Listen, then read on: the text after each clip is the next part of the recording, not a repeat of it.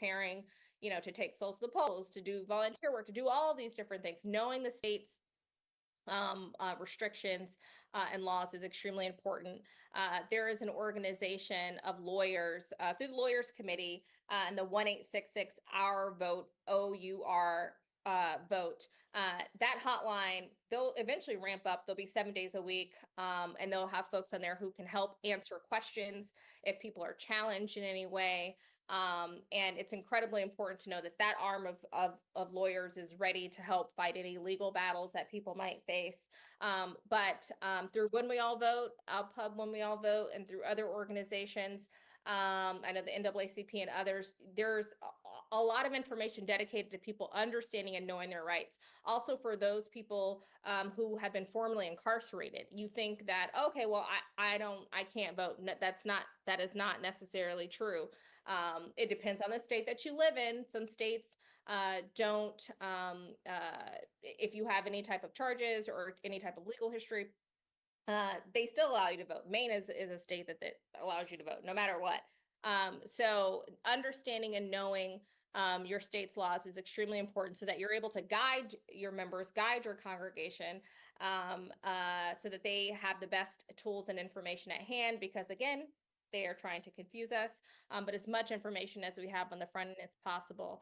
And I would say this, voting together, and we already know this as Black people and Black church people, because we do souls to the polls, voting together, we know that increases participation by at least 3%, and 3% matters in places like Pennsylvania. It matters in places like Michigan, and places like Georgia. So ensuring that you are creating opportunities for people to vote together. And the second thing that also increases participation is celebratory events at polling places. So block parties, creating, activities for parents with children, and you can do all these things within legal distance of polling places, and you can't incentivize voting, but you can say, after you vote, come on by and get some food and listen to some music and do whatever. So it's important to start planning those types of events now so that you can get the permits, things that you need. But all of that helps to increase voter participation and also excite voters as well. Well, thank you so much, Stephanie, for joining us. We are super grateful to have one of our own so deeply embedded in this process as a leader, as someone who thinks very deeply about how to keep engaging us. So our prayers are with you and with all of your many bosses at this season. And no. Put me in this position, so appreciate it. Amen. From Jamal to Shauna to everybody. Yes. Well, everyone, Stephanie Young, the amazing, magnanimous, stupendous Stephanie Young, thank you so much for joining us tonight. I am going to call our host back up and let them run with the program a little bit. But as they come to the screen, listen, everybody, I want to invite you to certainly do a couple of things. You can go to blackchurchpac.org/WWBC, and you can take all sorts of actions to make sure that you are registered to vote, that you can check your status related to the voting calls to action, and certainly also that you can help us push out this new pledge where we're trying to get 1 million Black church voters to pledge to vote on Election Day or before Election Day.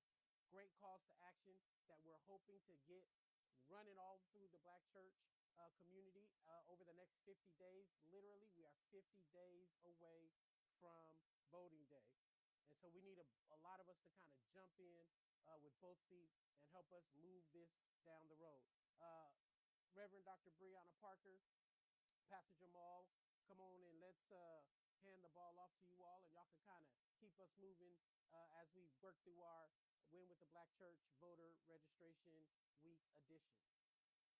Yeah, so I'm looking forward to our next guest. I also want to say it does take sometimes 7 personal or in-person touches, but it can take up to 30 plus digital touches in order for someone to pay attention and actually act on whatever it is that they're seeing. So please don't take for granted that you're putting enough out there. You can post something 7 times and 30% of your people might see one post. So do as much as you can, put it out there, send an email, a bird, a plane, whatever you have to do, but they need to see at least 30 plus touches if it's just going to be digital, but we can make it happen. co-host. Listen, I feel like I'm Vanna White. I'm just spinning the wheel. You got to put the letters up. No, I'm excited about it. What I am not seeing is enough placement.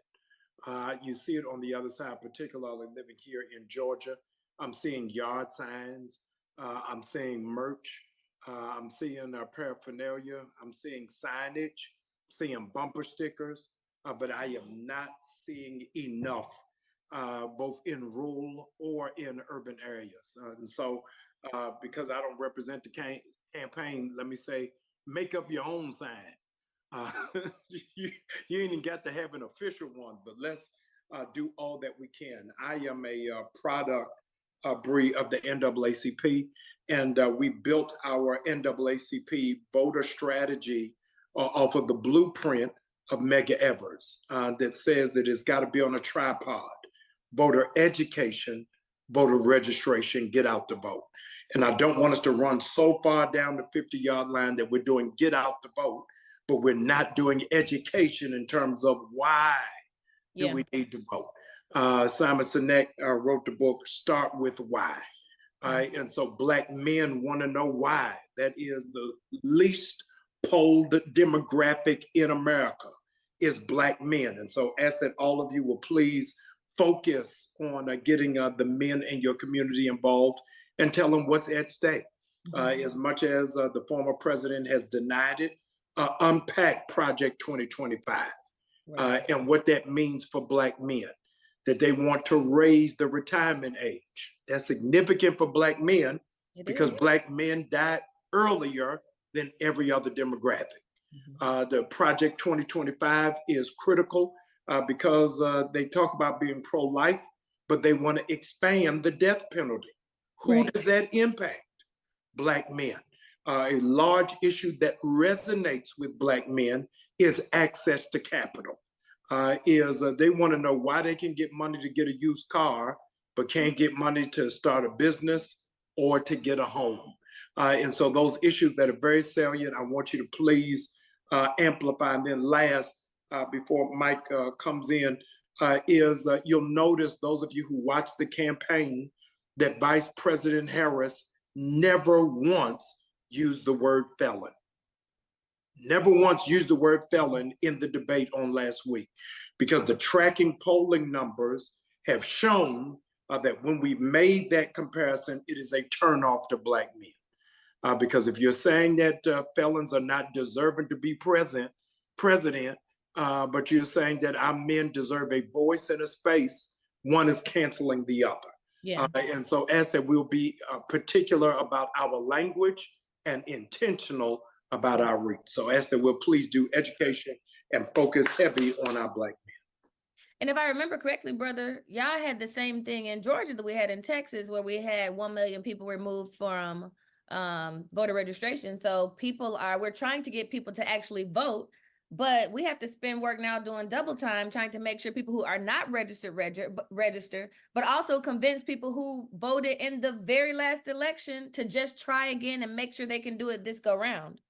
Yeah, a fair fight and a aggregation of churches are suing on Friday, Bree, because they're putting people in position to contest the vote in advance. Ain't nobody even voted yet. They're putting every blockade possible to stop it because Georgia is in play. Let me go back to the Black men for just one moment. I don't want to harp on it, but I want to say, Bree, the reason why the Black male vote is so critical, so important, because if Black men had gone to vote, Stacey Abrams would be the governor right now. I know nobody want to talk about it, but we're here. I like to talk about it. Yeah, but yeah, so we're here. The other demographic that we've got to look at, ladies and gentlemen, is in the 10 swing states. In the 10 swing states, there are 10 million unregistered, hear this, eligible voters. 10 million unregistered eligible voters. And so while they're purging the rolls in Texas and Georgia and Florida and everywhere else, let's also tap on that vein and get the blood out of a turnip and ask people, even if they're presumed to be so, that while we're moving into this real intensified moment, people are going to have to go back to the old civil rights stalwarts and ask, are you sure you're registered? Yeah. Check your status. They're doing everything short of us counting bubbles out of a bar of soap and memorizing the Constitution at this point, is find out, I'm joking, but I'm serious, find out where your new polling place is. Yeah. Because they have moved it to various places. New Birth, where I pastor in Stonecrest, Georgia, for years was the polling place. And then without even notice to us, they moved it. And so I'm asking everybody to make sure that you check your status, see where it is that you are, check for your Black men. And then the other one, which is in your wheelhouse, Pastor Bree, is make sure our college students are registered. Yeah. Make sure our college students are registered, that while they are coming from all over the country, as I said to students at the AUC, we're going on Wednesday we're doing a home invasion of Clark, Spelman, Morehouse, and Morris Brown to make sure everybody is registered. And we're bribing them with groceries, but we're getting everybody registered to vote. That if in fact you had a supermarket at home, you had a gas station at home, you had a church at home, while you are here, you got to have a voting polling station. And so even if you're not registered here in Georgia and you want to do an absentee ballot, then do that. But there's a whole lot on the line and a whole lot at stake. I'm excited about it because I believe our community is galvanized and our church is poised to make an impact. I agree. Stephanie Young also talked about celebratory experiences to help people to get to the polls. And I think polls that will be near campuses will be a great place for you to host some type of celebration. So if you're out there and your church is wondering what they want to do, go ahead and have a celebration at whatever the polling place is for the students who live on campus, and make sure you just turn up and have a good time so they want to come. So if they want to eat, if they want to meet people, if they want to, I don't know, you could even do some kind of mentoring or job fair or something like that, or internship, whatever you have to do that's going to be nearby and legal, and you have to check your state. Each state is different. Do it. Make sure you're by those college campuses, because that vote really does matter. Not only today, but you want young people to get in the habit of voting, that it is their natural inclination to get out there and vote on voting day every time there's a vote that's up. Absolutely. I had the privilege of having a conversation with the late, great Congressman John Lewis before he transitioned. And he said something, Bree, that messed me up. He said that the civil rights movement had a soundtrack, that when we march, we knew we shall overcome. And whenever it is that you heard it, it was our rallying cry. He said to me, Jamal, part of the disconnect of Black Lives Matter is you don't have a soundtrack. What is the spiritual mobilization in harmony that will get us to the next level? And while it is that in large measure we didn't, this moment we do. We got a incredible gift. He is my comrade, my brother. He's won every award except ESPY. He done won every award. And I'm telling you, I just appreciate him. And he has made a sacrifice for the movement and for this slice of time that we're in. I am glad to welcome on the stage not only Mike McBride, who cannot sing, but Charles Jenkins, who can. And so please, please don't be hating on me, Doc. I'm Dr. Chuck's next surprise guest artist on his next Grammy award-winning project. Tell him the truth, Jenkins. Don't leave me out hanging, bro. Oh, we can't hear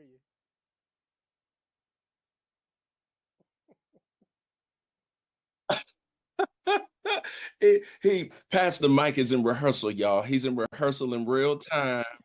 And the Hammond B3 is behind him. He get ready to crank it, double crank it up. It's only one, Dr. Jamal Harris, Brian, and Dr. Bree leading us down through here. Thank y'all for letting me not just read about history, but be a part of history tonight. This is very special.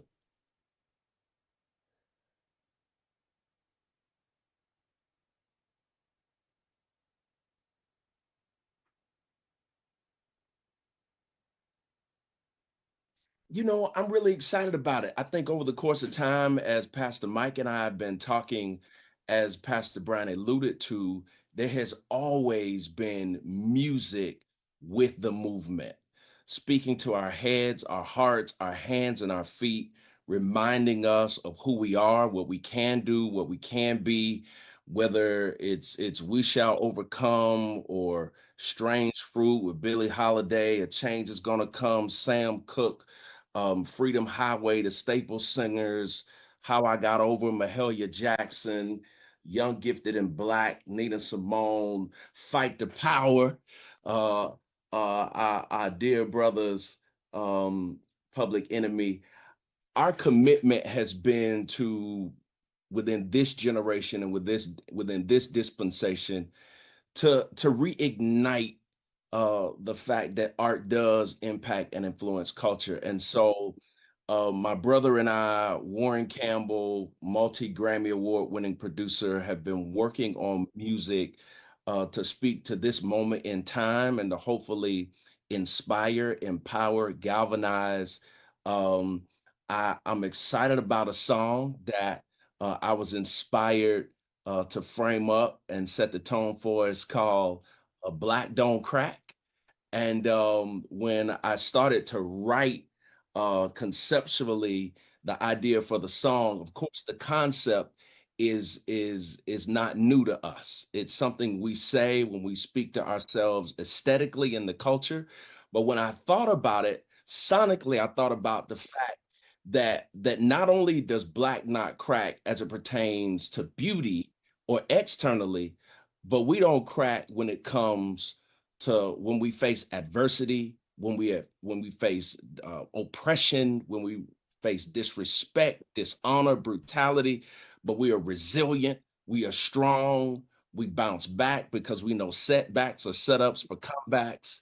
And so Lecrae is on that record, D1 is on that record, two phenomenal brothers. And so I can't wait for y'all to hear Black Don't Crack.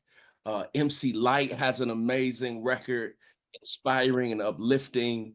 I wrote another song called Keep On Keeping On that I'm very excited. I shared it with Stevie Wonder, and Stevie was so excited to hear a record that would speak to what it means to inspire us to keep persevering and to keep pushing. And so I'm excited that we're standing on the shoulders of brothers and sisters, Mahalia Jackson, just so many people who have created timeless records that speak to us even now. And in this moment in time, I'm excited to be a part of a project that hopefully won't just speak to today, but will speak to tomorrow. Well, why don't we take a few moments and just listen to a couple of minutes of Black Don't Crack? And maybe again, this is intended to be just a quick listening party. We're just going to give people a quick snippet of the record. This whole record drops on September 27th, which means that we have another week or so before this will be downloadable on all of your musical platforms. So Black Don't Crack. Say another just quick word about Black Don't Crack, bro. Like you did this is this a ballad? Is this a hymn? What is Black Don't Crack? Black Don't Crack is a hip hop record. It's a hip hop record. Okay. It's gritty, and it speaks to our passion about turning our pain into power. Let's hear it.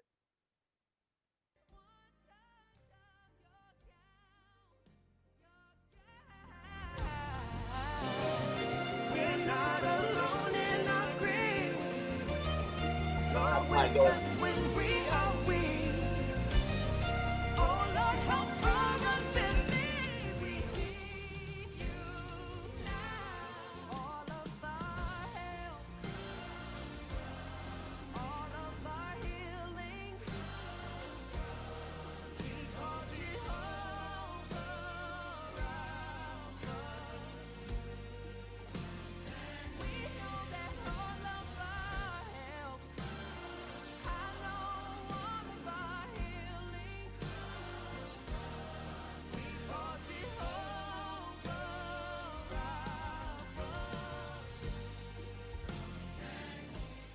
that track is actually the healing track. Come on, talk to That us.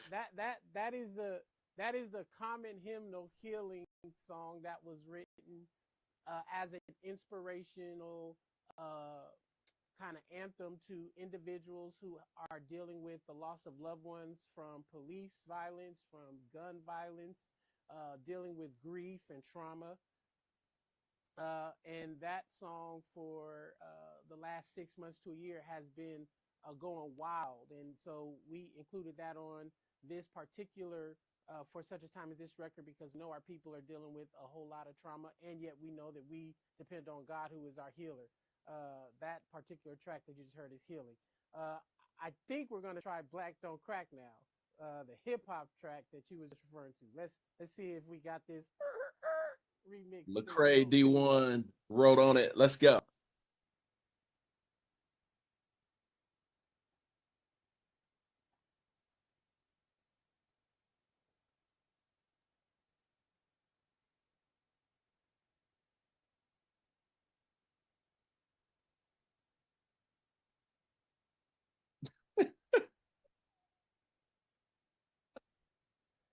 It's gonna be some churches miming, but it's gonna feel more like breakdown.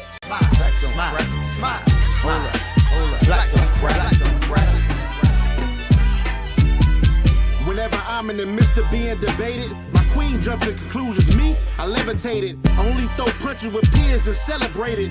The only kings we calling kings is melanated. Drop top, you thinking cars, I'm thinking place. You in the stars, I'm out of space. I teach my people stories of the Elohim. Shake up the dice. Lean on my faith and so it's seldom seen. Yeah. I mix the lessons in the medicine like moms at the mashed potatoes. Look at me now. I'm walking in light scriptures, and he often in the scriptures. My black skin in line with my accent. They worship my culture, turning to vultures. Then we laugh at their silly dance. Speaking codes of Swahili chant. Black everything, black wedding rings, black as Medellin, beauty in a black family dream. Dreams, pictures from God, no visine. Extreme blacker than most, that's my thing. I dream of cocoa cascades of history without the mystery. Black imagery, black don't crack. The art of being we, that's the start of being free. Yeah.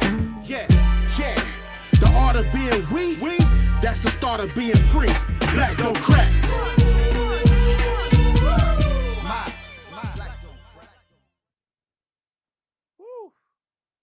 Black don't crack. It's a celebration of everything black.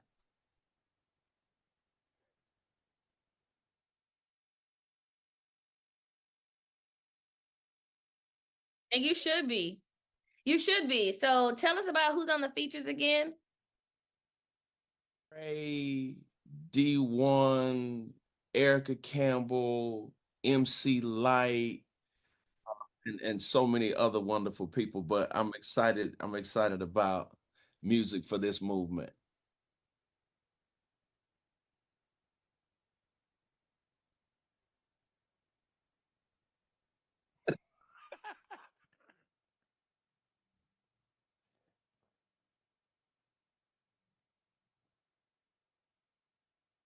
No, I want to say thank you, and I want to say really fast, I want to thank Pastor Mike and the Black Church PAC for the innovation and understanding that art belongs to God, music belongs to God, and music belongs to the people, and we need that inspiration to go along with the information so that we can keep moving forward.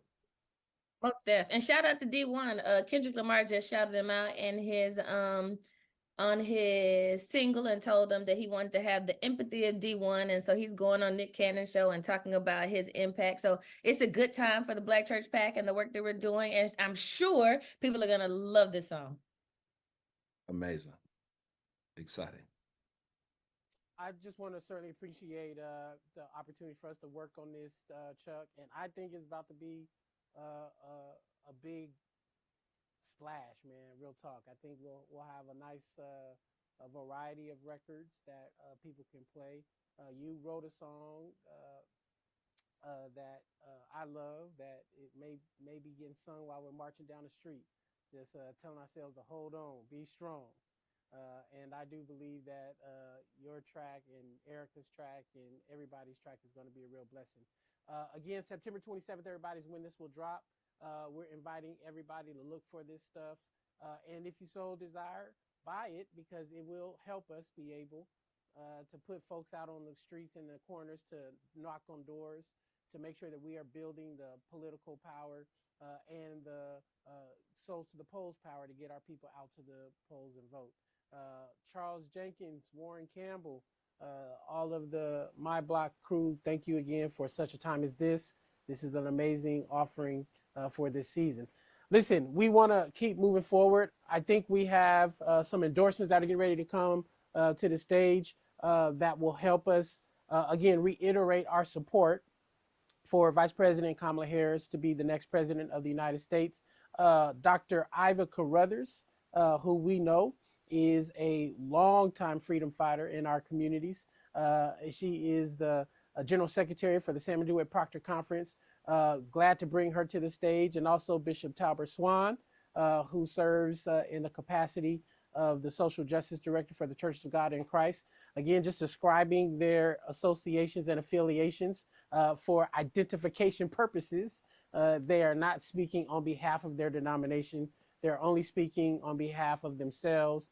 But we thought it'd be important for us as the Black Church PAC to just reiterate our support for Vice President Kamala Harris. And so certainly we'd love to hear from you, Mama Iva, as you are belovedly called by all of us, why this is such an important moment around voting. And then Bishop Swan, certainly we'd love to hear from you as well. Just a few moments before we talk to our vote.org partner, Andrea Haley. But please, why is this an important moment for us to endorse Kamala Harris? Thank you, and good evening, family. I am standing here to endorse on behalf of my mama who's dead, my grandmama who's dead, and all the ancestors. I want us to absolutely understand I ain't too proud to beg.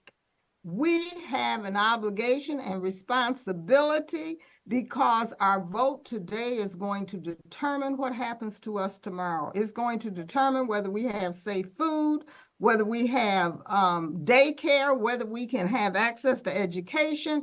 And the way things are going, we must really see the potential of having martial law in our communities if we don't get out the vote. So I am here to encourage us to be very clear that I stand on the ticket that we know we must support.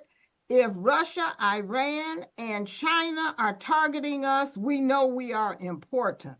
And so therefore, I ain't too proud to beg. We are the world. Let us get out the vote. In the name of Jesus and everybody that we Amen. represent. Yeah, Bishop Swan, top that in the name of Jesus and everybody. Well, I don't know if I can top that, but I know that this is a day and age that we've got to talk about unity over division. We've got to talk about sanity over insanity. We've got to talk about bringing people together of different ethnicities and races as opposed to wedging and separating them. And that's what we have in this particular election.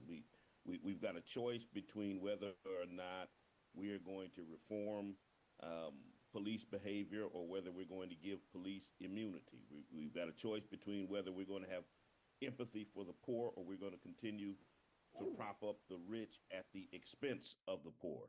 So the choices are clear between Kamala Harris and the son of a Klansman that is running on a platform of insurrection and division and racism.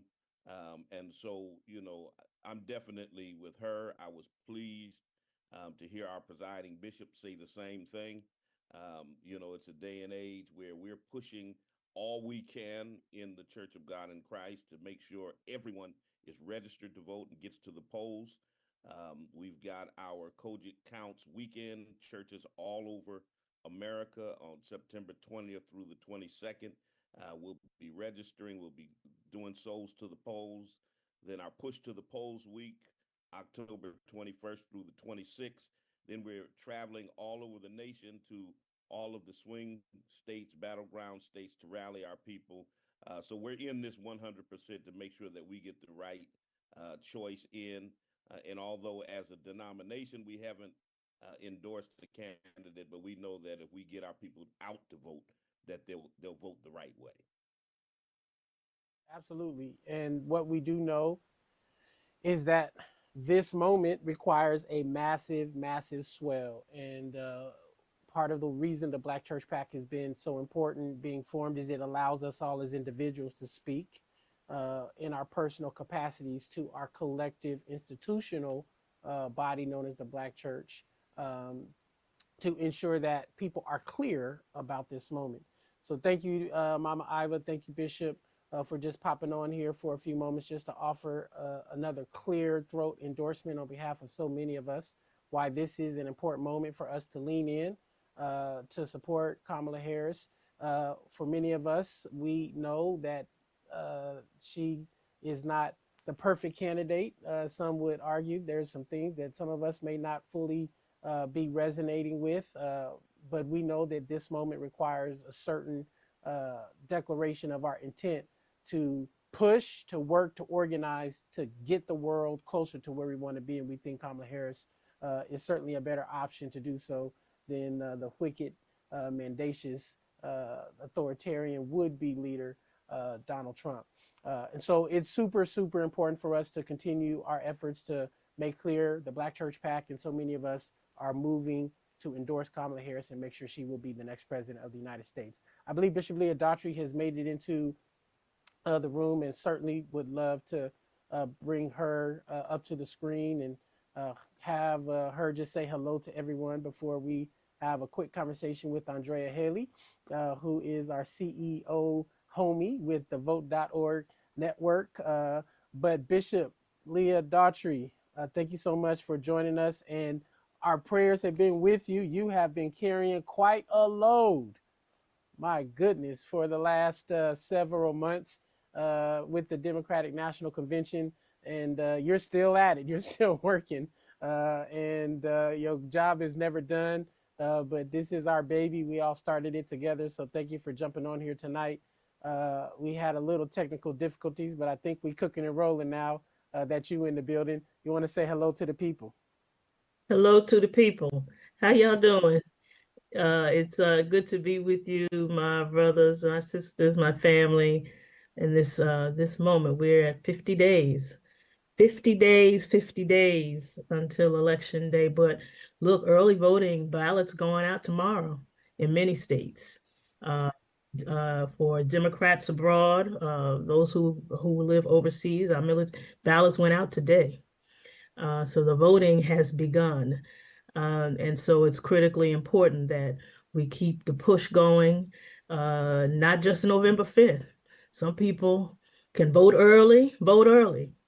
And as we get to a conversation with our sister, we talk about what your voting plan is. Everybody needs a voting plan A, B, and C.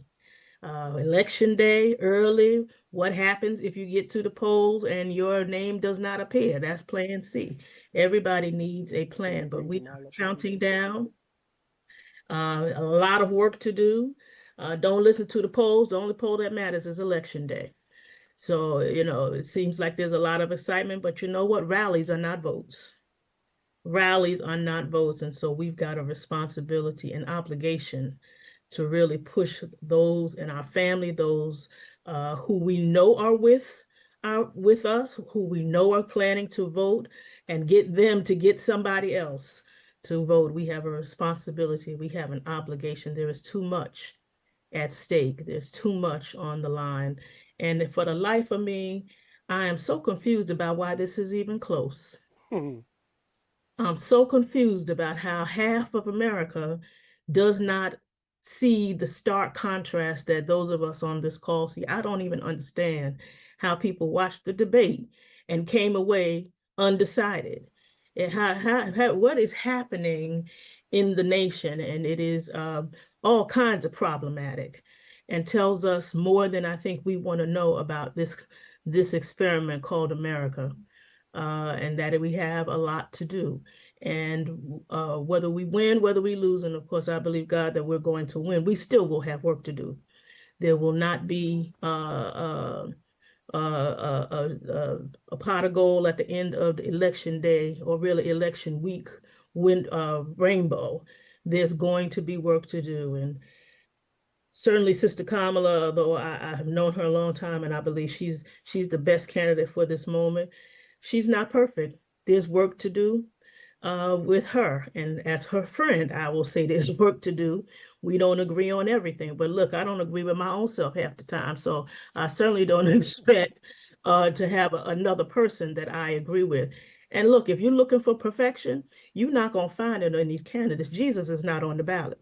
There is no perfect candidate. So it is the one who best aligns, who most closely aligns with our values and with the things that we believe in. And for me, my values align with children being safe, children being able to live healthy lives, with our old people having the health care that we need, that every person ought to be able to go to the doctor when they want to go to the doctor and get first-rate health care, that there is clean air and clean water and safe streets and good schools.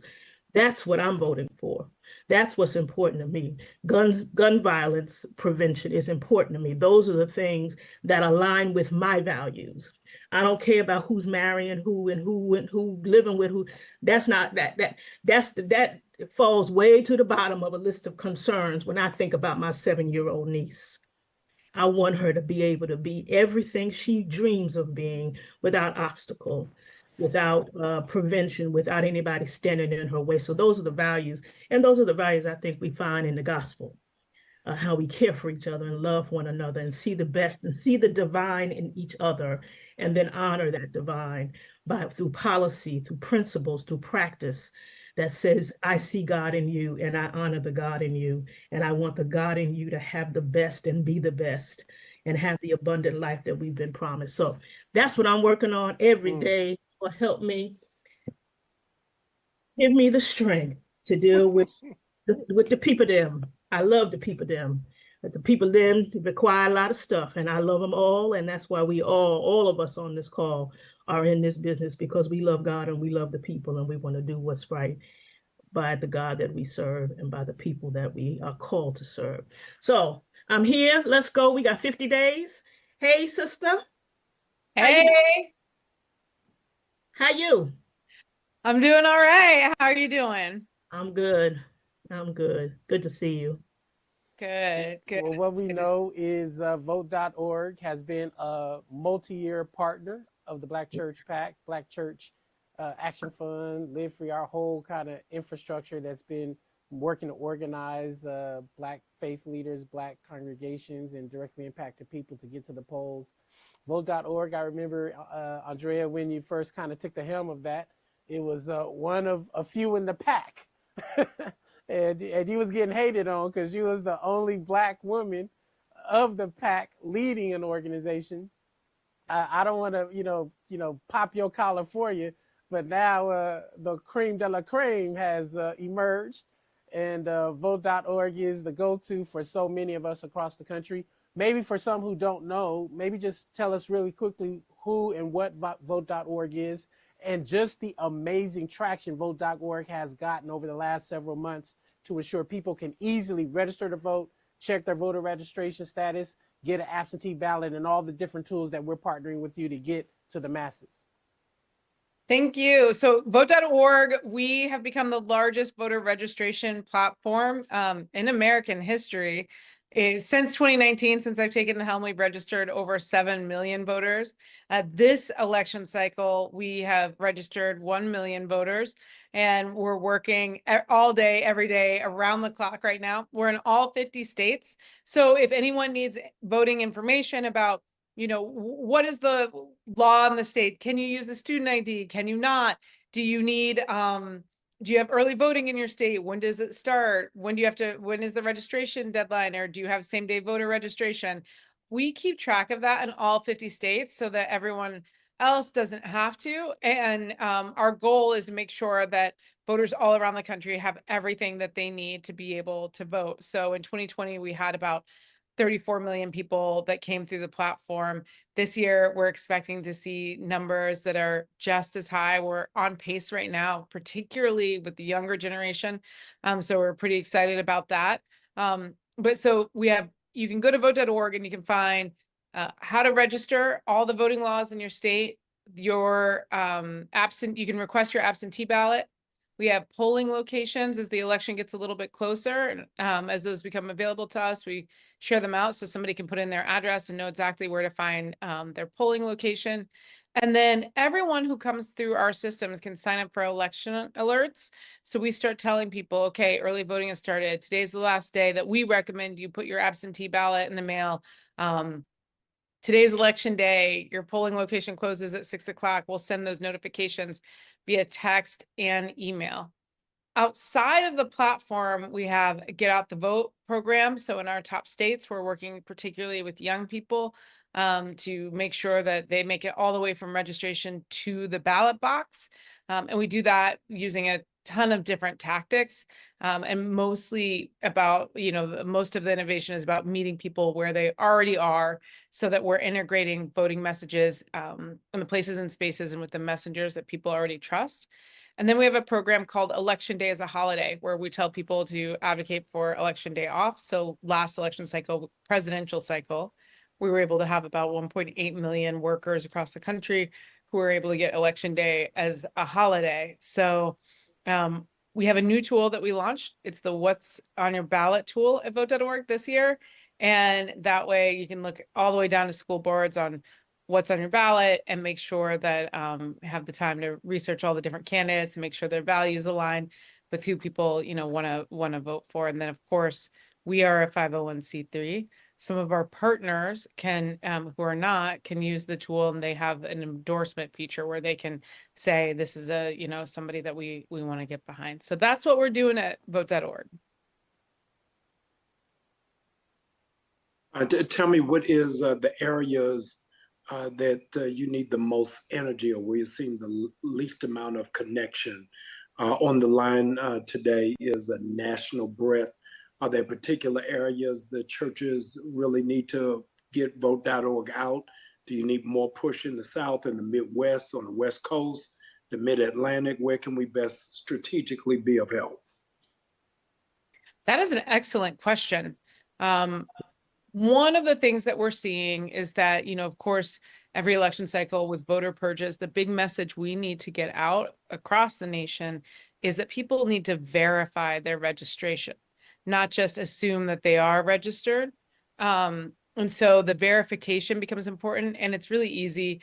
Vote.org, we have a verify tool, and it literally takes 2 seconds. And if somebody verifies and they're not registered, it leads you through the registration process.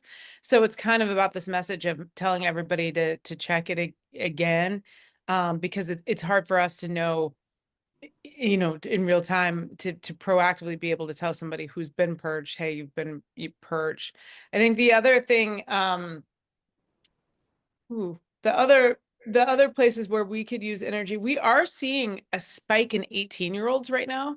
We've registered over 300,000 18-year-olds. That's higher than in 2020. We know we had record youth engagement in 2020.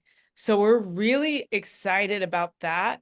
I think it's that next cohort of young people, like the youngest, usually the youngest are the very hardest to get, the 18-year-olds, and this year they're showing up. I think it's, the people who are just a little bit older than that we're kind of looking. And the big thing is the people who registered in 2020 and came out to vote, and may or may not have come out to vote in the midterms. We want to make sure that they go ahead and participate in this presidential and understand what's at stake and how powerful it is. I think, yeah, so I'm going to think a little bit more too, as I'm hearing some of the other questions about where are the places and spaces that we could use the most support and messaging. But right now, fighting those voter purges and fighting to make sure people are aware. Oh, the other thing is the election protection hotline. The highest number of calls they get leading into election, because of course registration is only as good as being able to actually cast the ballot. The highest number of calls that they receive have to do with people moving state lines who didn't realize they had to re-register. So as people are moving, the message of, if they're new people in congregations, just making sure that they know that it's a new state and every state administers its own laws. So you have to get re-registered. That's usually the high, because people show up on election day. The other biggest thing is if we can move up, these are all things I know so many of you have done this work election cycle after election cycle and that you realize, but if we can move up when people are making their plan to vote, then we can help, if somebody forgot to re-register when they moved and they moved into a state with same day voter registration, we can do something about that. If somebody wasn't, had some sort of issue and they need to get a lawyer, or they need something else, we could do something. But when it happens at 6 o'clock on election day, that becomes more difficult. So just let me ask, just for clarity, vote.org is nonpartisan? We're nonpartisan, yes. Thank you. So let me, because I have a lot of faith leaders here, let me say to all of the pastors, it is safe then for you to put vote.org in your church bulletin. Ask that you will please put it, those of you who are technologically savvy, put vote.org on the screen, put it in your Sunday rotation of announcements, where that they can get all of this information as a hub, and you can safeguard your tax exempt status without there being any hopscotch that you have to play in. So ask that all of our faith leaders, all of our denomination leaders, that you'll be able to speak fluently vote.org. Give it to all of your auxiliaries, that it will also send alerts. This will be helpful for our seniors that are in our congregations, so that they'll know exactly when early voting starts in those states, as well as our dear sister shared, our young people who are now climbing on board in the droves at 18 years of age, so that they'll be connected. I'm excited because it does the easy work, the heavy work rather, for the local church, so that we don't have to do it. We can just point everybody to your platform. So I'm excited and glad that the Black Church PAC is partnering with you. Thank Absolutely. you. And I appreciate you, Andrea, for joining us. I know you moved some things around to hop on, and you are always the great homie, and are just doing so much to make sure it's easy for our people to access the ballot box. I want to, again, just reiterate, if you use the blackchurchpac.org/vote, you'll see all of those tools literally on one page. So you don't have to kind of get caught up in the navigation of going to a new site as well.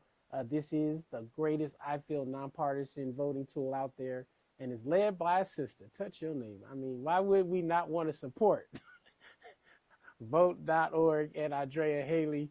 Because as she rises, we all rise. We love you, Andrea. Thank you so much for joining us tonight. We are super, super excited to be using this tool all the way through Election Day. I'm going to get Jamal and Brianna back up here on the screen. They're going to lead us right into another transition here. And then we're going to hasten to the end of our time tonight. We have a clergy conversation talking a little bit about what's at stake. And then we're going to launch our new tools. I know we're running a little long because we got a late start, but hang with us if you don't mind. We got a few more things to do, a few more key tools we want to put in front of you to make sure we get the voter registration and the souls to the polls activations moving and cooking for these last 50 days. Jamal and Bree, take it on. Mike, I want you to stay with us for just one moment. John Hope Bryant said something the other day that really has resonated with me. He said, white people riot by going to the polls. And that has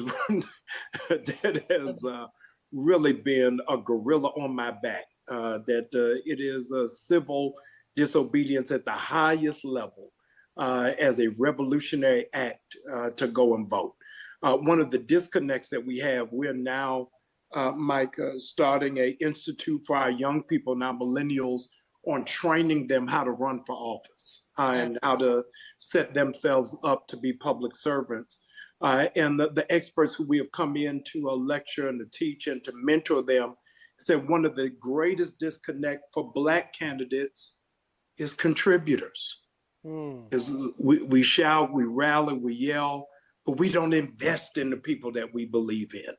and they have a rough time. The reality is we've got two super bad sisters who are running for Senate right now, and most of our congregants don't even realize history is about to be made if we can get these two sisters elected. And they're phenomenal, not just because they're Black, not just because they're women, but because they are qualified to get us all the way to the finish line. The other part of it is strategically, Bree, I'm embarrassed, and I know Mama Carruthers is gonna fall out and Pastor Leah is gonna get a nosebleed, that we are only voting at the top of the ticket and not all the way down.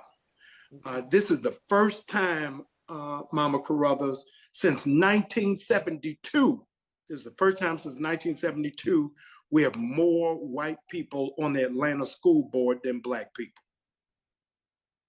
The majority of Atlanta school board is now white women, which is why we can't keep a superintendent. Right. It's a 3 women caucus and get rid of them. One of the strategic things that white evangelicals did beginning in 1996 is they said in galvanizing their political strategy, they were going after school boards first, which is why you're seeing the banning of books, why it is that they're dealing with syllabus. And I think that we've got to be mindful while it is that we're mobilizing for Get Out the Vote, it is not just the president on the ballot. Yeah. Yeah. I need you to vote all the way down and know who that, you got to vote for who these judges are. Ben Crump says, one of the things that we never push our people to do in the absence of civic class is here it is. And I had to turn myself in because I'm guilty to the highest degree. Show up for jury duty. Yeah. Stop trying to find a way to get out of it. This is a part of our whole civic engagement. And so I want to ask for the low-hanging fruit.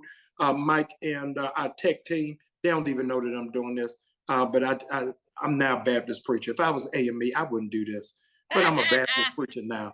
Because I'm a Baptist preacher, I got to raise an offering. I got to do it. There's no way I'd have did this 5 years ago, Otis. But the Baptist in me now got me doing it. The Black Church PAC is doing so much, and we are investing so little to get it done. The reality is freedom ain't free. Yeah. We got to pay a price for what it is that we are endeavoring to do. I say behind his back, but now in front of his face. Mike McBride is the foremost organizer for my generation. I have never seen it on this wise. My generation has been bent on being the speaker for the event, but not the organizer of the event. And so, Mike, I know you wouldn't ask for it, but I have to because I know your heart and your integrity and your passion for us to get this done. But there's no such thing as a PAC without a fund. Otherwise, we a group. We the Black Church group. Right. To be the Black Church PAC, we got to have some money that is connected to it. And so I don't know if that QR code is what they flipping around at the IMAX theater in that top corner, but whatever it is, Mike, how it is that we give, if we can put that on the screen. I know this ain't my show. I know it ain't on the program, but can you please help me put something on that? It's not you. Yes, thank you. If you all will please help us. I know it's Monday. I know you just gave your tithes on Sunday. I know you gave your seed offering, but I need you to go over and above. I need you to go over and above to really help this Black Church PAC go into places. And Dr. Barbara, as you very well know, one of the things that we learned from Stacey Abrams' campaign that I hope the mainline denominations will follow, and our historic civil rights organization, when we think Black, we immediately think urban. And we are not thinking about the rural areas. Absolutely. Where there are great swaths of people who are being untouched and unconnected. So when people think about Georgia, they immediately go into Atlanta. And they're not thinking about Athens and Rome and Columbus and Savannah. And those are critical places. Those of you who are political historians, Senator Warnock would not be Senator Warnock if we left it to the inner city. The inner city saved the day, but we've got to galvanize those rural areas. And so those pastors who are on this line, who are not in Chicago, not in Baltimore, not in Philly, not in New York, I want you to know the Black Church PAC still has you in mind. And we still want to reach to where it is that you are. And so I'm asking you all to help us to reach into every corner and every pocket of the Black church. I'll close by saying this, and I'm tagging you in, Breedis, World Wrestling Federation. I'm tagging you in the ring. Is the two wealthiest entities in the planet is not Apple, it is not Microsoft, it is not Dell. The two wealthiest entities on the planet are the Catholic Church and McDonald's, because they own the most real estate. Mm-hmm. We are sitting on so much real estate that we don't utilize and don't mobilize around. And so those of you who are in those rural areas, let's put our heads around and really say, what is the ask? We having my comrade and big brother Otis Moss is on the line, and we're talking about green and what has to happen for us to be green and to be environmentally mindful. We've got to do so for those rural areas. All of us got a cousin in South Carolina, Alabama, Mississippi, Georgia, and next door to the church is the cemetery. All of us got that, but they got some other pieces of land that are undeveloped. And so we've got to figure out how it is that we move into that place and in that space to get it done. And so Mike and our technical team is going to put the QR code up again so that you can give as best as you can. I'm going to challenge you on tonight. Give as close to $1 million as you possibly can. If you ain't got $1 million, get as close to it as you possibly can. Give us a Happy Meal, $3.99. Get us into the movies, $15. Get us a French manicure, $45. Get us a sew-in weave, $2.20. Whatever it is that you're gonna give, I need you to do it, but I need you to help the Black Church PAC make an impact, because those of you who are new to this fellowship, we are not just around during the presidential election. We are around through the entire cycle. And we want to help raise up, invest, and push emerging voices that are now coming to the fore to speak to our community and speak to our perplexity. Dr. Bree, it's on you. Listen, I appreciate that. When you talked about contributors, I had to think about a story my pastor was telling, how a booster club wanted their football coach out. And so he had a buyout clause that was $26 million. So in order to fire him, they had to raise $26 million to pay him. In 1 week, because they were sick of him, they got together and raised $26 million to pay him to just leave. I think we need to make sure, it was Vice President Harris who said that 80 million people voted to fire him. We need to make sure we raise the money to be able to make sure he cannot have a job with us. If they can do it in 1 week over football, we should be able to make sure we can give so that we can do the work to get Vice President Harris in. That's going to be important. I need all of the clergy leaders who are on here, the faith leaders who are on here, to put your cameras on so we can have a quick conversation. I think we forget that most people don't have the opportunity, brother, to have a politics 101 or justice 101 or an election 101. And so we kind of start real high sometimes and imagine that everyone is where we are. We don't always set the foundation. So most of the time, people who are doing faith work, we have a demographic that we're passionate about. So I just have a quick question for everybody. For the demographic that you're most passionate about, what's at stake in this election? What's at stake? If I'm listening right now and I'm thinking, I might vote, I might not, you know what I mean? I might take a vacation, so I won't be available. Like, what should I care most about in this moment for my demographic, whether it's a Black woman, whether it's a millennial, whether it's a faith leader? What's at stake? What matters right now? Help us out, Bishop Swan. Bishop Swan is my favorite social media influencer ever, because he's going to give you information and he's going to bring all the petty he can find. And I love having both of them, Bishop. So thank you so much, not just for being here, but for doing all that you do on a very consistent basis and arguing with people and foolish bots and all the people to make sure we get real information out there. Tell us, what's at stake, Bishop?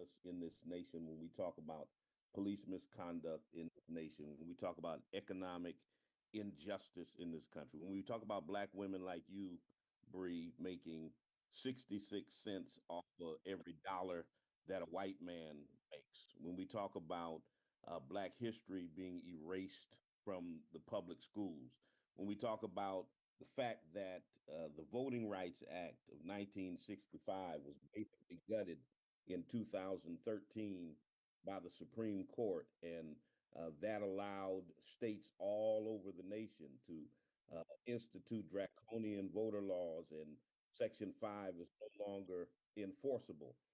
And so in Georgia, you know, you can't bring someone standing in line a chair or a bottle of water. All of those things are at stake. What's at stake is the determination of white supremacists and a long-term plan to institute Project 20, cool the nation, and to bring it back to a time where Black folks weren't even called by their names, boy, girl, auntie, gap. That's what I mean when they say make America great again. All of that is at stake in this critical juncture in time. And when you listen to that son of a Klansman have a speech and say, if you just vote this time, you won't have to vote again. You know, he meant what he said. And so the very democracy that America claims to have is what's at stake in this day and age. So it's critical that we don't play games with this. We get out there, we vote, we make sure that we stave off this very real threat to American democracy, and we move on from there. I love it. Fave, it's your birthday. First of all, we need to say happy birthday to OM3. We're very excited to celebrate him. And we have every reason to celebrate him. Thank you for spending your birthday with us. Tell us what's at stake and how you celebrate. Oh, first of all, thank you. And it's wonderful to be upon this gathering to be able to inform people about what is happening. My father said some years ago when I was making an argument about voting and stating that the person who is in the White House, things will not change. And my father, with his very thoughtful, quiet, and Georgia influenced self, said the presidency is a temporary assignment, but the judiciary is a lifetime assignment. He said, I'm voting for the temporary assignment because I want to put pressure to ensure that that lifetime appointment will be one that will be affirming of my people. And I never forgot that, that the president is temporary, but the Supreme Court and the federal benches are lifetime appointments.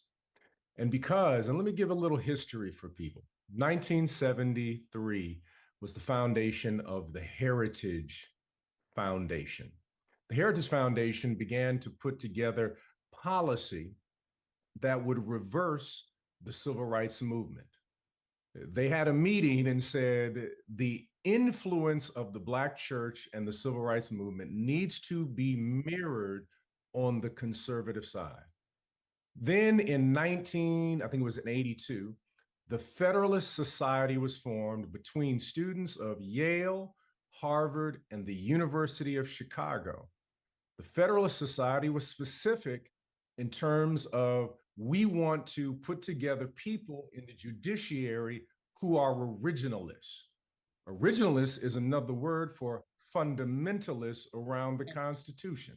Since 1982 to today, the Heritage Foundation and the Federalist Society has done more to dismantle the work of our ancestors than any other organization in the United States. This isn't just about the presidency. This is about how will we see our world 60 years from now. The appointments that Trump put on the judiciary have already gutted several things, as Bishop Talbot Swan already mentioned, talking about the Shelby County case, which changed that removed preclearance. But we need to talk about also 2010 in the Citizens United case, which allows money, what they call dark money, and super PACs to be created in such a way where they are given, quote unquote, First Amendment rights. If we are concerned about Black farmers and their reparations, which I'm so glad that this administration has provided $2 billion to them, but the money that was the land that was taken from them in Mississippi, Alabama, Texas, Arkansas, Georgia, you got to have a judiciary to deal with that. If you want to talk reparations, you've got to have the appropriate judiciary. You just can't argue the case. You've got to have someone who's got some sense who's on the bench. And I certainly believe that what is at stake is what type of judiciary we will have, which will affect the way this is not for us. This is for our children's children. We're fighting for them, not just for convenience for us now. Yeah. Yeah. Thanks so much, Fave. We appreciate that. And happy birthday again. Thank you. Dr. Barbara Williams Skinner is with us, and I'm excited to see you. I hope you're well. Oh, yes. Listen, we know that this is the work you've been doing for a very long time, so I'm sure you can tell us a million things that are at stake. But when you think about this election, what's up for grabs? What's most important? Vital for the people who are probably least engaged? What's at stake? What's at stake is that we're sitting on power. I think Jamal Bryant said it best. We have 34 million eligible Black voters, like today. Maybe 10 million are unregistered. Do you understand? 10 million voters is the difference between the presidency and not. And they're overwhelmingly young and they're overwhelmingly lower income. That is not always a group that our educated middle class group connects with. So really understanding that we have the power right now. Just a bit of information. In 2016, the former president would not have won in 6 states had we been registered. Florida won, margin of victory, 100,000, 336,000 unregistered Blacks. Georgia, 200,000, 349,000 unregistered Black. Michigan, 11,000. 240,000 unregistered African American. North Carolina was closer, 173,000, but there were about 180,000 unregistered. But look at Texas. Texas, over 200,000 was his margin of victory, but I told Freddie Haynes this, he couldn't believe it. 758,000 unregistered African Americans. Pennsylvania, a must-win state, 44,000. In 227,000. This is within our grasp. This is not undoable. So that's one. But let me tell you what's really, I think the brothers, my 2 brilliant brothers laid it out, but here's what happened before to 2025. Okay. In 2017, Steve Bannon was speaking for the new president, then Trump, and was asked on Fox, what is the plan? This is long before the 2025 plan. He said it is a total deconstruction of the government and the civil rights apparatus that goes with it. You understand? So we're getting nibbles now, but I'm saying that's the plan. And I'm not clear that our people are really clear as they think about, is she the right person? Does she have, this is really not about Kamala Harris. What's at stake is our lives. The same people who gave the money for the funding to take down affirmative action, right, are now threatening to sue every single one of the Fortune 500 to take down DEI. And Lowe's bit the other day. Lowe's bit and they took down their DEI. Do you understand, Jamal? That's your tithes and offering group.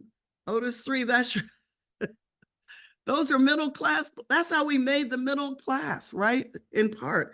So what I'm saying is that I don't know how it happens that we don't understand. I think Leah's right, This is so urgent. This is a 10-alarm fire.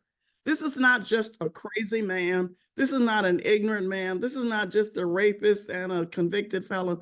This is Hitler 2.0. And that's not hyperbole. That's what's at stake. And I think we have to tell people that this is not about Kamala Harris. It's about my 11 grandchildren. It's about your children and our children's children's right to be here, to be in these United States with some dignity. That's what's at stake. And so I am spending my energy mobilizing 1,000 poll chaplain. Yes, Jamal is right. We are in Augusta. We're not just in Atlanta, Jamal. We're in Savannah as well as Macon. So in all of the places, we're going in the South, Jacksonville, and not just Miami. Yeah. We can do this. We have the power to do this. And we've got to communicate to our people that this election is ours to be won. It's close if we don't vote. It is not close if we vote. Yeah. Thanks so much. We appreciate you. We're going to head over to Michigan with Bishop Edgar Van. Bishop Van, tell us what's at stake right now. What do we need to remember? We do understand where Michigan sits. We understand how important you are. I'm sure you are working day in and day out. So tell us what's at stake right now. Well, first of all, thank you so much for the opportunity to share tonight with my distinguished colleagues and many of my great friends are on tonight, and it's a pleasure to be with you. There's certain particularities about Michigan, which is the reason why it becomes a battleground state. Donald Trump won it in 2016. Joe Biden won it in 2020 by 2%. It is a battleground state because there are senses of urgency there and a change in the political playbook and political calculus for victory. I wanted to point that out because in many areas and municipalities and areas that have traditionally gone a certain way, populations have shifted. And the Black population has shifted as well. And so new strategies, I hear Jamal, my good brother, talking about strategy. Strategy is the real key issue because politics is not a religion, it's a science. And to get to the science of it, it's going to be very important that we employ the strategy. Detroit, Michigan, 80% Black, has lost both of its congressional seats to non-African Americans. Matter of fact, one to a Palestinian American who does not support and has not endorsed a Democrat, who does not support and does not endorse Kamala Harris. And so the Palestinian population in the suburbs of Detroit is 350,000 people. They are quite adamant for their own convictions and reasons in their lack of enthusiasm and in many instances non-support of the Biden-Harris administration due to the war. What we feel is that this is a great opportunity for the Black church, for us to fill the gap that may be present in their unwillingness to vote. In the primary election, the presidential primary election, there was 150,000 votes that voted uncommitted. These would have been traditionally Democratic votes that voted uncommitted because of the Palestinian and Israeli conflict. We think that this raises a sense of urgency. Today, I convened a meeting in person with key clergy at my church in Detroit. And of course, Reverend Michael McBride was there. And the energy that was there was through the roof. The strategies, the canvassing, the take the pledge, that the Black Church Pact talks about, the sort of Sunday voter mobilization efforts that we have come up with, I think are going to be a great, great opportunity for us to fill in what potential gaps may be in Michigan. I'm I'm excited about the Polls, opportunity of course, to- are showing Harris edging up. I'm sorry? Oh no, I was saying I'm excited about the way you all are placed, but more than that, all the fire, all the excitement that's in Michigan. Of course, Detroit. You know, Bishop, I did live in Saginaw, so I'm a little further down, but I'm still excited about what's happening there. And so I think you're being so intentional, and so are so many of the leaders in Michigan to make sure y'all are hitting everybody on every side possible. And it's going to be necessary. I keep reminding people, Bishop, people forget that Michigan is not just Motown, it's militia. That's right. You Well, know, that's correct.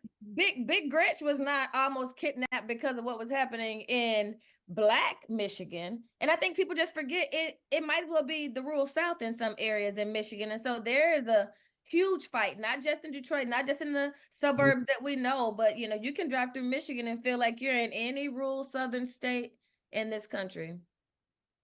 Well, that's correct. And that's why we're taking this extremely seriously.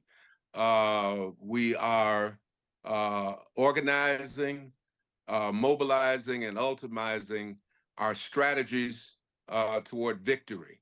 And, you know, the rallies are great, the emotions are great, but there has to be intentionality and tactical action for victory to take place. Mhm. I agree. I agree. Thank you so much for everything you're doing. We got Reverend Tracy, who has done so much work. She's beloved. We appreciate every time she comes around. Our friend Tamika Mallory says every time she speaks, we find out something new. So today, I think we might find out that she's been flying planes before.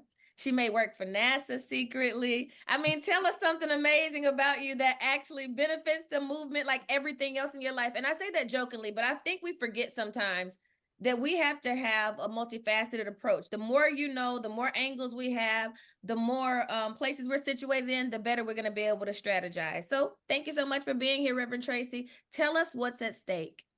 Thank you for having me. It's always an honor to be included with this group. I want to say what's at stake for me is the hope of a democracy, and the safety and future of our progeny. And that covers a lot of things for me. We talk a lot about Project 2025, and it is important that we be alert to that. But really, in this election, we don't even need Project 25. We lived through Project 2017. We know what Donald Trump is capable of. We know what the Republicans are capable of. We know what they did the last time they were in power, and we can't afford to let that happen again. So there's no guessing here. There's no hyperbole here. We know what is at stake in terms of having another 4 years at a minimum with someone who refuses to acknowledge that he ever lost in the first place. We know what we're facing. And when we look at the entire ballot, there are only two places where the Republicans and the Democrats agree. One of them is to increase revenue for working families, and the other one is to increase military preparedness. Other than that, we are talking two different worlds here. The Democrats, what's at stake is that the Democrats want to increase the minimum wage, and Republicans don't want to do that. What's at stake for us is the protection and the expanding of workers' rights and unions. The Republicans don't want to do that. What's at stake is lowering prescription drug prices so that we are not killing ourselves trying to save ourselves. The Republicans are against that. What's at stake is that Republicans want to cut Medicaid funding, and they want to cut food assistance at a time when people already aren't making enough to make it. That's what's at stake for us. What's at stake is the restriction of reproductive rights. And let me just say this, as a clergy person, I know we may have different opinions about abortion. That's fine. If you don't want an abortion, don't get one. It's not about who gets an abortion. It's about having the right to make decisions about one's own body. And it won't stop with abortion. It's about not having states individually deciding what freedoms you have based on where you live. I live in Missouri, and 15 minutes from my house, I could be in Illinois if I wanted reproductive health care. It is unjust in a democracy that women and birthing people and families don't have the right to make their own decisions. We don't have doctors on the Supreme Court for a reason. We have lawyers. We have bad ones right now, but we have lawyers. If they have to be lawyers to be on the Supreme Court, certainly you should have to be a doctor to weigh in on healthcare. You should have to have some kind of medical background. This is what's on stake. Environmental protection is on the line in this election. We are killing ourselves by destroying our planet. And the Republicans don't see any problem with releasing all of the laws around environmental justice. That's at stake. School shootings and guns proliferating our streets are at stake. They're at stake. And everyone doesn't have Secret Service looking to see where the bullet is coming from.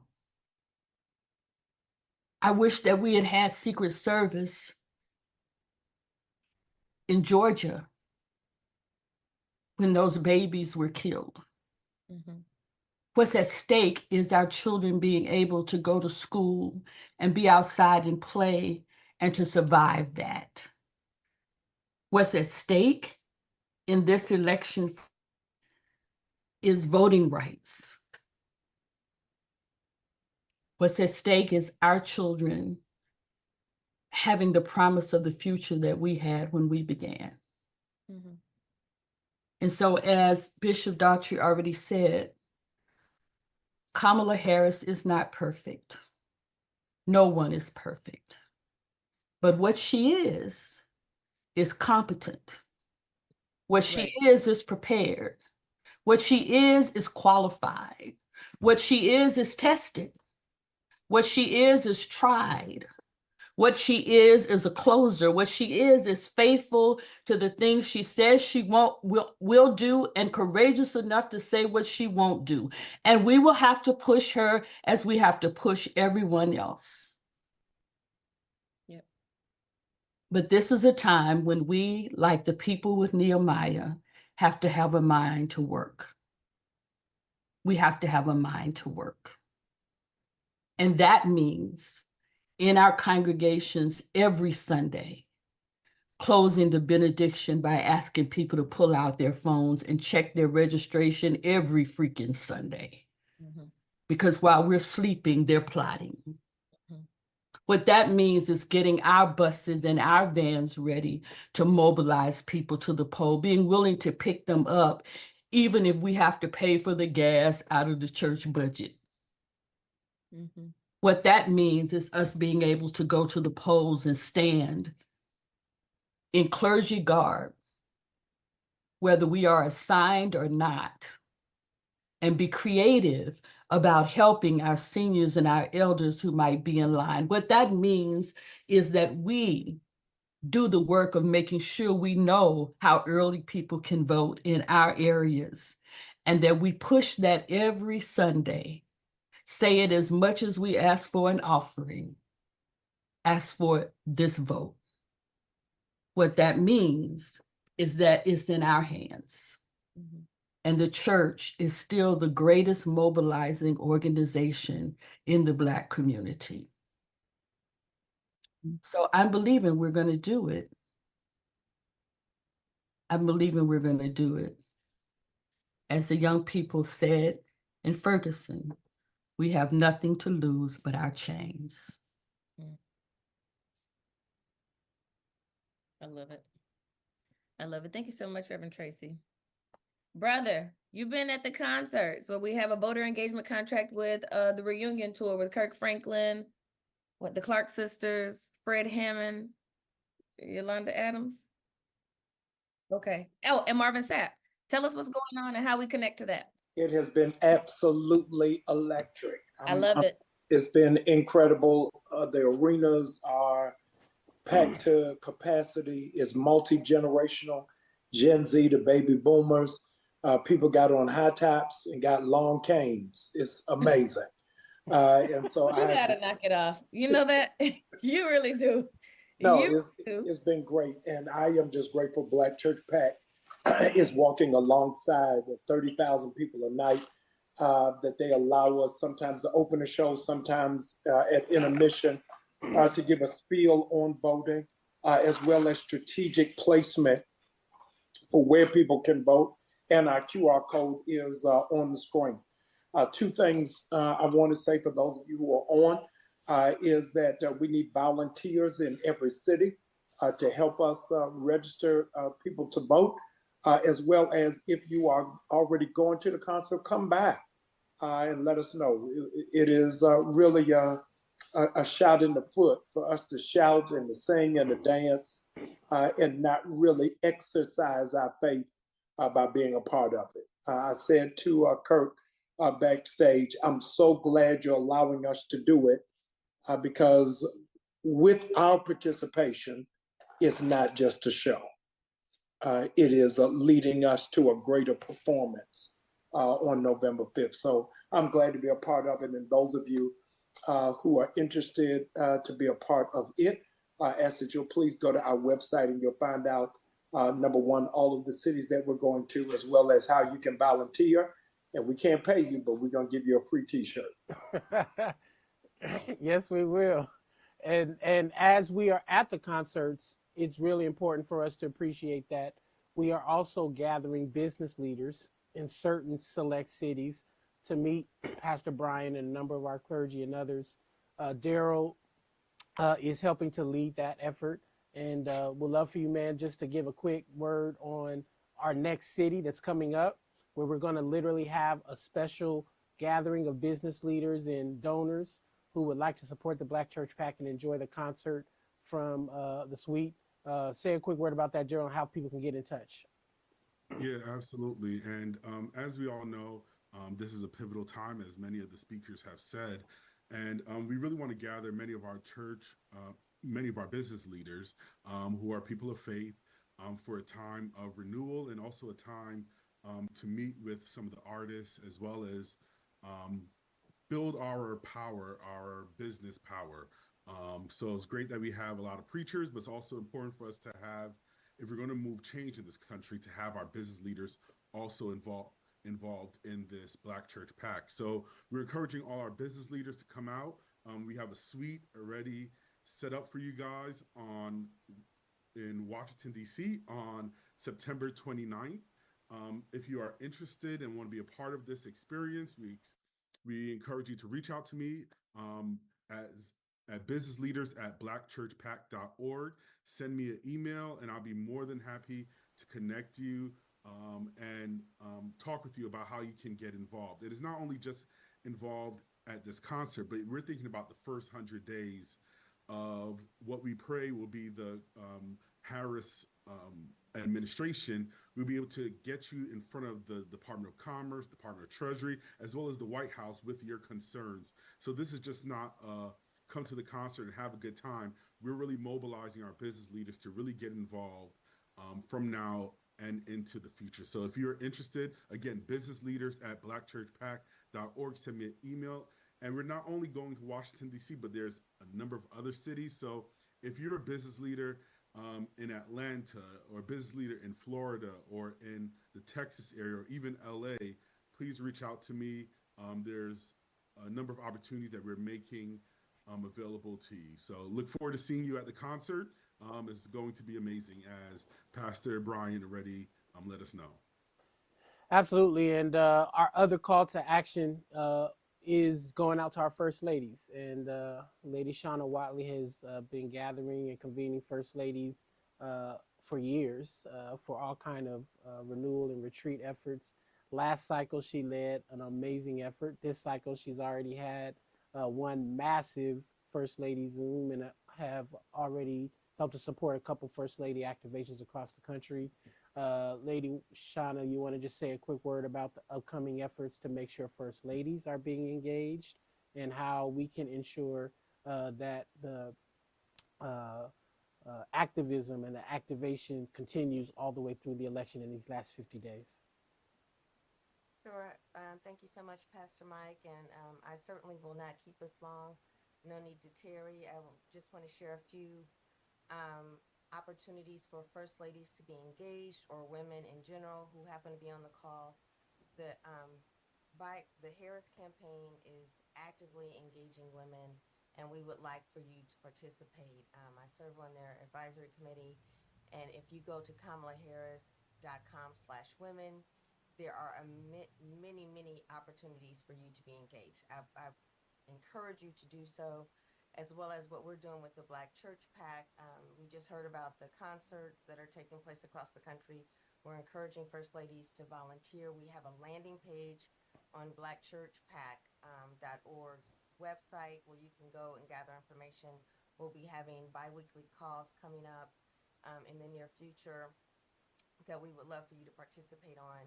And we are still doing our social media campaign. We encourage all the First Ladies to participate in that. On our last call, it has been very impactful. We're reaching a lot of young people, which is our goal. That is where we need to fill the gap as far as voter registration and education, and to verify whether or not you are registered to vote. So please, please, please, the ladies that are on the call, we have impact, we have influence, and we have a reach. And so I encourage you to participate and lean into your platform and your voice, because we need it. We need all the players on the field. This is no time to play, and we need your help. So please engage, and we look forward to working with you. If you have any inquiries, you can do that on the website, and we will follow up with you. We had an amazing engagement with Dr. Tara Jenkins in Detroit, and we will be doing other activities across the country. So thank you for allowing me to participate on this amazing call, and I look forward to working with all of you over the coming 50 days. Absolutely. And it's just worth saying that all of this that we've done tonight has been an effort for us to make sure that we are organized as the church to ensure we can get our souls to the polls. It's been powerfully stated throughout the evening. I think Andrea said it perhaps, or maybe it was Stephanie, 7 times. Come on in here, Bree. You can help me because my memory is failing me. 7 times, I think they said you have to hit some of our voters in order to get them to the polls. Was it 7 times that they said?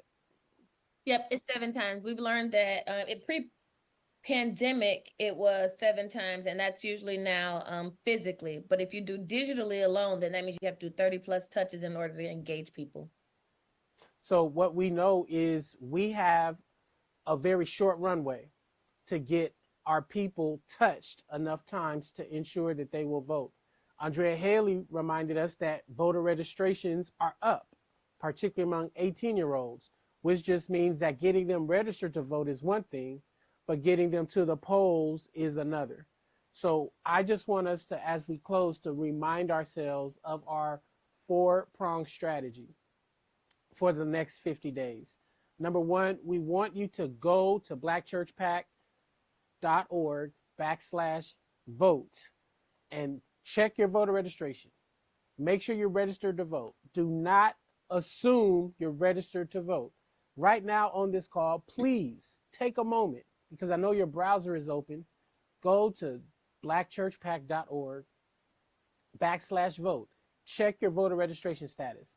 Number 2, sign up at the blackchurchpac.org/WWBC, and make sure you do 3 things. You donate. As Pastor Bryant powerfully stated, we do need to raise more resources to get some more staff into Michigan, into North Carolina, paid canvassers. We need to buy door hangers. We need to buy t-shirts. We need to buy bottled water. We got to really build the infrastructure of the Get Out the Vote campaign for the next 50 days. So donating $7 and making it a recurring donation will be very helpful for the next 50 days. As Dr. Bryan said, if you can give as close to $1 million as you can, my goodness, we be in good shape. As close to $1 million as you can. That would help us out. It is important to go to blackchurchpac.org/WWBC. donate, take action, sign up for a textathon and a phone bank session that's happening every Tuesday and Thursday for the rest of the 50 days, the rest of the next 6 weeks. Every Tuesday and Thursday from your home, you can text and you can phone bank voters in Michigan, in North Carolina, in Georgia, and a few other swing states. And then the fourth thing we want you to do is let's start inviting our congregation members, fellow colleagues to pledge to vote. We want to get to 1 million pledges. And all that means is you just scan the QR code that is literally being posted on our social media handles. Or again, you can go to blackchurchpac.org/WWBC and we can all weigh in and make sure we are pledging to vote. All of us on this call tonight, we have a few thousand that have been on the call. I'm inviting you to please go to blackchurchpac.org/WWBC, click on the pledge to vote, and let's quickly start to build our numbers and momentum around pledging to vote as we get closer to Election Day. We've exhausted so much of our time, and so we're going to end here. I just want to appreciate Reverend Dr. Jamal Bryant, Bishop Leah Datra, if you're still here, please come onto the screen. Reverend Dr. Brianna Parker, just would love for us to have some final last words as we prepare to wind down tonight. Again, this has been our second edition, our voter registration edition. On this Thursday, there is a massive Unite call that is happening. Oprah Winfrey is producing this call.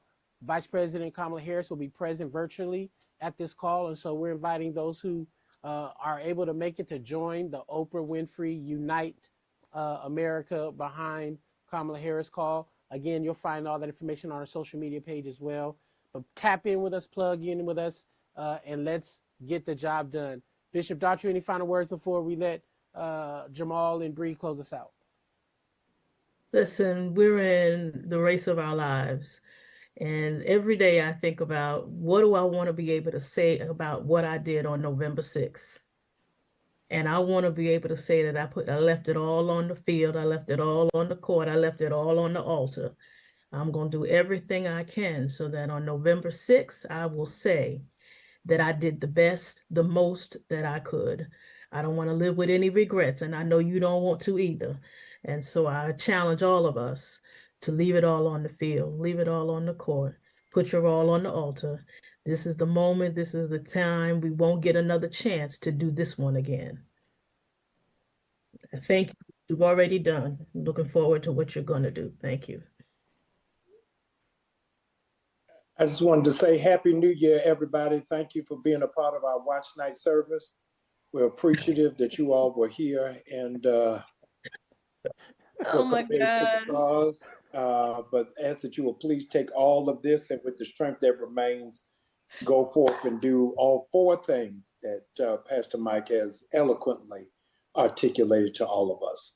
Thank you. Pastor Bree, anything else before we really close this time? I'm excited. We got this. Let's make it happen. Amen. God bless everybody. Bless See you next time. everybody. Goodbye. Goodbye.